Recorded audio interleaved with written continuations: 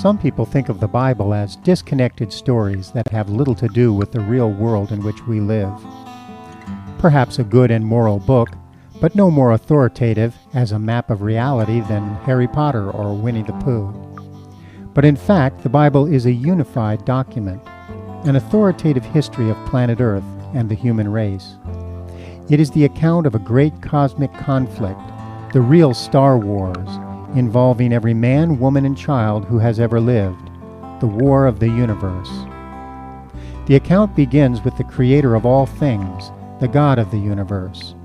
It tells of God's relationship with his creation until one of his creatures, seeking power and status, challenged God for the rulership of his creation. This act of rebellion, or sin, broke the relationship between God and Lucifer, who drew about a third of God's other creatures into rebellion with him. From then on, Lucifer, having now become Satan, fought to counteract all of God's acts of creation and goodness. God created the earth. Satan corrupted it, leading its inhabitants to join him in disobedience and rebellion, join him in sin. From that point, the Bible tells the history of planet Earth and the battle between God and Satan, good and evil, for control of the planet. In its pages, the character of God is demonstrated. So also is the character of Satan. At the very center of the conflict is Jesus Christ, who demonstrated God's character of love by giving his own life on a cross to overcome sin and allow mankind to live.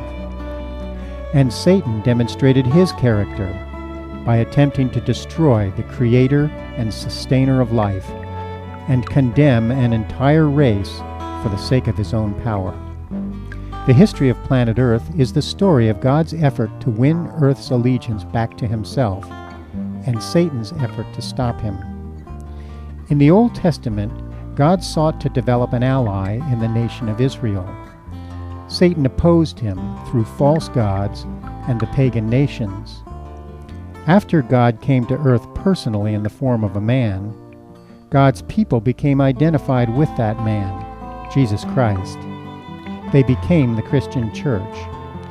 Satan has opposed God's church through the establishment and the activities of the Antichrist. That opposition will rage until it is brought to a head in the final conflict, the Battle of Armageddon.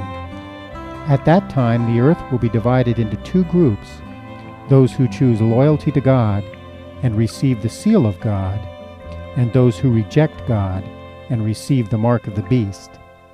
The battle will be climaxed by the second coming of Jesus Christ, after which sin will be eliminated, the earth will be recreated, and universal peace will be restored.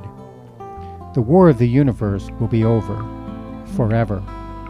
But until that day, every story and teaching in the Bible draws our attention to the progress and outcome of that war.